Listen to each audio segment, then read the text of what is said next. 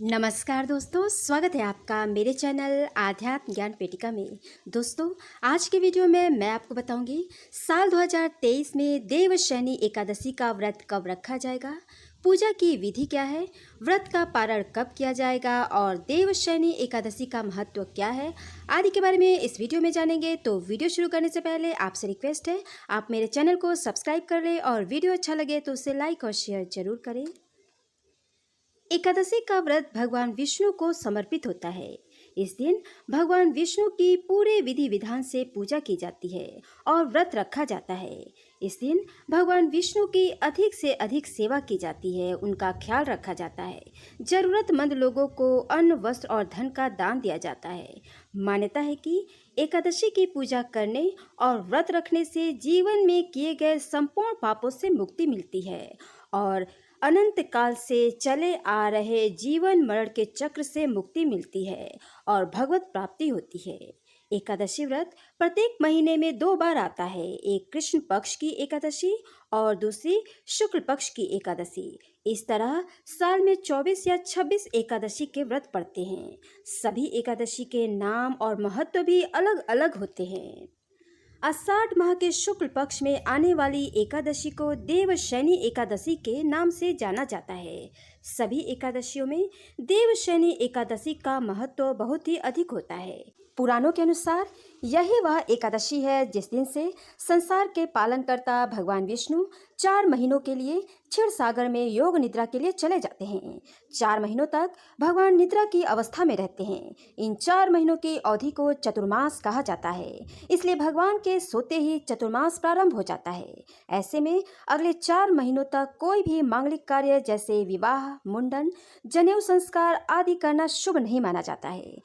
मान्यता है कि इस दौरान मांगलिक कार्य करने से भगवान का आशीर्वाद नहीं प्राप्त होता है। शुभ कार्यों में देवी देवताओं का आवाहन किया जाता है। भगवान विष्णु योग निद्रा में होते हैं, इसलिए वह मांगलिक कार्यों में उपस्थित नहीं हो पाते हैं, जिसके कारण इन महीनों में मांगलिक कार्यों पर रोक होती है।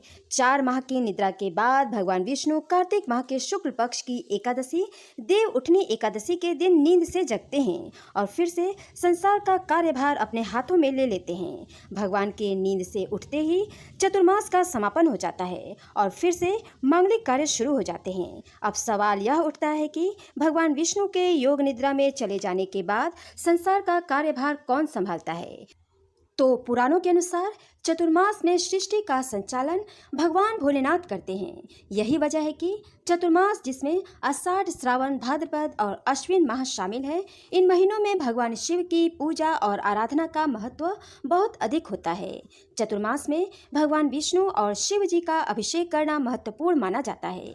विष्णु जी को तुलसी तो शिव जी को बेल पत्र चढ़ाना महत्वपूर्ण माना जाता है। साथ ही इस महीने ओम भगवते वासुदेवाय नमः और ओम नमः शिवाय मंत्र का जाप करना बहुत महत्वपूर्ण माना जाता है। इन दिनों में भागवत कथा सुनने का महत्व अधिक होता है। साथ ही जरूरतमंद लोगों को अपनी यथाशक्ति दान भी करना फलदायी माना जाता है। इस साल 2023 में देवशयनी एकादशी का व्रत 29 जून दिन गुरुवार को रखा जाएगा। आषाढ़ शुक्ल एकादशी तिथि प्रारंभ होगी 29 जून 2023 दिन गुरुवार को सुबह 3:18 से और आषाढ़ शुक्ल एकादशी तिथि का समापन 30 जून को सुबह 2:42 तक होगा।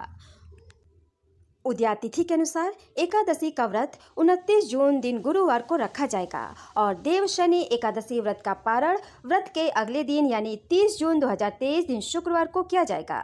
व्रत पारण का शुभ समय रहेगा दोपहर 1:48 से लेकर शाम के 4:20 तक। इस समय अवधि के दौरान व्रत का पारण करना सर्वोत्तम होगा। अब आइए जान लेते हैं एकादशी की पूजा विधि क्या है। जो भी श्रद्धालु एकादशी का व्रत रखना चाहते हैं, उन्हें एकादशी तिथि के एक दिन पहले यानी 10वीं तिथि के दिन रात्रि में सात्विक भोजन ग्रहण करने चाहिए। भोजन में लहसुन और प्याज का सेवन नहीं करना चाहिए। जब तक व्रत पूरा न हो तब तक ब्रह्मचर्य नियमों का पालन करना चाहिए। एकादशी व्रत के दिन सुबह जल्दी उठकर स्नान करने के बाद व्रत का संकल्प लेना चाहिए। सर्वप्रथम भगवान सूर्य को अर्घ्य दे, इसके बाद भगवान विष्णु की पूजा पूरे विधि विधान और श्रद्धा के साथ करें।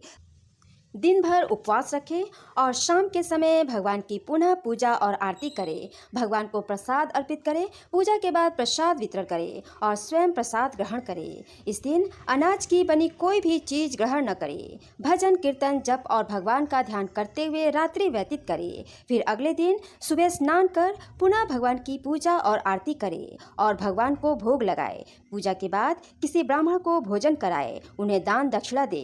तत्पश्चात शुभ मुहूर्त में व्रत का पारण कर व्रत का समापन करें। इस प्रकार से एकादशी का व्रत करने से भगवान विष्णु अति प्रसन्न होते हैं और व्रती के संपूर्ण मनोकामनाओं को पूर्ण करते हैं।